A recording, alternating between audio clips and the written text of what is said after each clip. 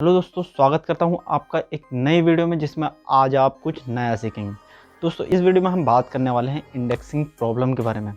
दोस्तों ये बात ठीक है, अगर आपकी जो वेबसाइट है वो इंडेक्स ही नहीं होगी या फिर उसके जो वेब पेज हैं उसकी इंडेक्सिंग ही नहीं होगी तो फिर वेबसाइट रैंक नहीं हो सकती। पर दोस्तों इंडेक्सिंग इतना बड़ा इशू भी नहीं है जितना लोगों ने बना रखा है। दोस्तों आज के टाइम में अगर आप इंडेक्सिंग की प्रॉब्लम को सॉल्व करने के बारे में ऑनलाइन यूट्यूब पर सर्च करोगे तो आपको बहुत सारी वीडियो मिल जाएंगी। अगर आप थोड़े ऑनलाइन फील्ड में पुराने हो गए हैं, वेबसाइट फील्ड में थोड़े पुराने हो गए हैं, तो फिर आपको पता है कि चीज़ों को कैसे करना है, क्या चीज़ आप कर सकते हैं जिससे आपकी जो इशू है वो फिक्स हो जाएंगे। पर अगर आप एक बिगिनर हैं जिन्होंने अभी अभी वेबसाइट बनाई है, ब्लॉगिंग में फील्ड में ब्लॉगिंग स्टार्ट की है, तो फिर आप कहीं ना कहीं भटक जाएंगे, क्योंकि चीज़ें जितनी ज़्यादा चीज़ें आप करेंगे वो चीज़ें आपके लिए कॉम्प्लिकेटेड होती चली जाएंगी। इंडेक्सिंग इतनी बड़ी भी प्रॉब्लम नहीं है जितना लोगों ने इसको बना रखा है। सिंपल से अगर आप अपनी वेबसाइट को लाइव कर देते हो और कुछ भी नहीं करते तो फिर भी गूगल आपकी वेबसाइट को इंडेक्स कर लेगा। हाँ, वो इंडेक्सिंग थोड़ी सी लेट होगी पर इंडेक्सिंग हो जाएगी। तो इस वीडियो में मैं आपको बताने वाला हूँ कुछ पॉइंट्स के बारे में, जिन पॉइंट्स को अगर आप अप्लाई कर लेते हो तो जो भी आपकी इंडेक्सिंग होगी, जो भी आपकी वेबसाइट की इंडेक्सिंग होगी, वो उसकी जो प्रोसेस होगी वो थोड़ी फास्ट हो जाएगी। बहरहाल यूट्यूब पर बहुत सारे तरीके हैं जिसमें आप यहाँ साइन अप कर लो, वहाँ साइन अप कर लो। उतने तरीक़ों को करने की आपको ज़रूरत भी नहीं है। सिंपल से अगर आप थोड़े बहुत 2-4 पॉइंट्स का ध्यान रखोगे तो इंडेक्सिंग आपकी बहुत तेज़ हो जाएगी, बहुत ही फास्ट हो जाएगी। और इस टाइम थोड़ी इंडेक्सिंग में दिक्कत आ रही है, आपके अकेले के साथ नहीं है, ये सभी के साथ हो रही है। अब इसका इशू हो सकता है कि गूगल की कोई मेंटेनेंस हो या कुछ भी, गूगल का इशू भी हो सकता है। तो अगर आपकी वेबसाइट की इंडेक्सिंग थोड़ी लेट हो सकती है तो उससे किन लोगों को नुकसान हो सकता है, क्योंकि ऐसा तो नहीं है कि आपने एक वेबसाइट बनाई और आप उस पर काम कर रहे हैं और आपको क्या है कि आप नॉर्मली काम कर रहे हैं, बिजनेस वेबसाइट है, तो अगर आपकी इंडेक्सिंग थोड़ी लेट भी होगी तो कोई दिक्कत वाली बात नहीं। तो सबसे बड़ी जो प्रॉब्लम होती है, सबसे बड़ा जो नुकसान होता है वो होता है कि अगर आप एक ब्लॉगर हैं और आप ऐसे टॉपिक पर काम कर रहे हैं जो ट्रेंडिंग है।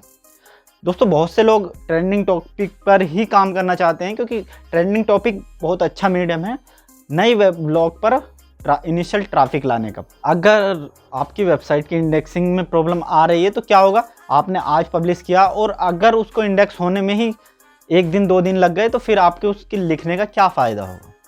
ऐसे में तो आपका काम करना उस टॉपिक पर बेकार हो जाएगा। दूसरे लोग जो ठीक तरह से जिनकी वेबसाइट चल रही है उसमें वो लोग उस पर बाजी मार जाएंगे। तो अब बात कर लेते हैं उन कुछ पॉइंट्स के बारे में जिनको अगर आप ध्यान में रखते हैं तो आपको इंडेक्सिंग की प्रॉब्लम जो होगी, जो भी आपकी वेबसाइट की इंडेक्सिंग होगी वो थोड़ी फास्ट हो जाएगी। तो सबसे पहला जो पॉइंट्स आपको ध्यान रखना है, वो जो भी आपकी वेबसाइट है उसको आपको सर्च कंसोल में सबमिट कर देना है और सर्च कंसोल में सबमिट करने के साथ ही आपको साइड मैप बनाकर वहाँ सबमिट कर देना है। और साइड मैप सबमिट करने के बाद अगर आप इतना कर लेते हैं तो फिर गूगल को एक साइड मैप मिल जाएगा जिसको वो क्रॉल कर सकता है, इंडेक्स कर सकता है। और जो दूसरा पॉइंट है उसमें आपको ध्यान रखना है कि आपकी जो वेबसाइट है उसमें ऐसा नहीं है कि कॉपी पेस्ट कंटेंट होगा या फिर कोई ऐसा कंटेंट है जिसको गूगल के पास बहुत है। तो गूगल अब एक ही टॉपिक पर एक ही टॉपिक पर करोड़ों पेजेस रख के क्या करेगा। तो आपको इस चीज़ का भी ध्यान रखना है, आपका जो कंटेंट होना चाहिए वो थोड़ा यूनिक होना चाहिए, जिसको गूगल को भी लगे कि ये वैल्यूएबल कंटेंट है। क्योंकि इंडेक्सिंग का इशू कभी कभार ऐसी वेबसाइट में हो जाता है जो बिल्कुल जैसे जॉब वेबसाइट और जैसे लिरिक वेबसाइट, इनको इंडेक्सिंग में दिक्कत आ जाती है। वैसे नॉर्मली आज के टाइम में तो सभी वेबसाइट को इंडेक्सिंग की प्रॉब्लम आ रही है, थोड़ी बहुत कुछ ना कुछ थोड़ा बहुत तो इंडेक्सिंग में दिक्कत आ रही है। अब जो तीसरा पॉइंट है जो आपको ध्यान रखना है वो देखना है कि आपको अपनी जो वेबसाइट है उसकी robots.txt फाइल को आपको देखना है कि कहीं आपने जो सर्च इंजन है, जो क्रॉलर है, उसको डिसअलाउ तो नहीं कर रखा है। अब जो फोर्थ पॉइंट है, अगर आपने सारा कुछ इतना ठीक कर रहा है तो फिर भी इंडेक्स होने में दिक्कत आ रही है, नई वेबसाइट है, और यहाँ पर आपको ध्यान रखना है कि जो नई वेबसाइट होती है तो उसको आपको इंडेक्स होने में थोड़ा बहुत टाइम लगता है। और अगर आपकी वेबसाइट नई है और उसको इंडेक्स होने में 2 दिन, 1 हफ्ता, 1 महीना भी लग रहा है तो फिर कहीं ना कोई दिक्कत है। आपको इन पॉइंट्स को चेक करते हो जाना है। तो अब अगर आप इन 3 पॉइंट्स का ध्यान रख लेते हैं, 4th पॉइंट पे अब आपको क्या करना है, आपको अपनी वेबसाइट को इंटरलिंक करना है।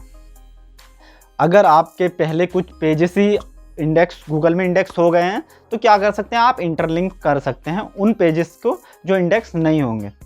जो इंडेक्स नहीं हुए हैं उन पेजेस को, जो इंडेक्स हुए हैं उनको आपको वहाँ पर इंटरलिंक करना है। और यहाँ पर आपको ध्यान रखना है और ये कोशिश करनी है कि जो आपके सारे पेजेस हों वो आपके होम पेज से होके जाएं, क्योंकि क्या होता है कि जो गूगल का सर्च क्रॉलर होता है वो आपके होम पेजेस को ज़्यादा फ्रिक्वेंटली इंडेक्स करता है। अब आपको 5वें पॉइंट में आपको क्या करना है, आपको जो भी आपकी वेबसाइट है, जो भी आपके ब्लॉग पोस्ट है, उनको क्या है, बैकलिंक बनाना है। क्योंकि मेन काम क्या होता है कि इंडेक्सिंग का क्या प्रोसेस है, गूगल को पता लगना चाहिए कि आपकी जो वेबसाइट है ये है।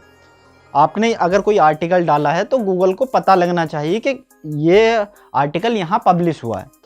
अब आपको कैसे बताना है, आपको अपनी पोस्ट को, जो भी आपकी ब्लॉग पोस्ट है या वेबसाइट है, उसके बैकलिंक बनाओ। आप कोरा, मीडियम या पिंटरेस्ट ऐसी वेबसाइट पर आप अपने आर्टिकल को सोशल शेयर करो जिससे गूगल को सिग्नल जाए।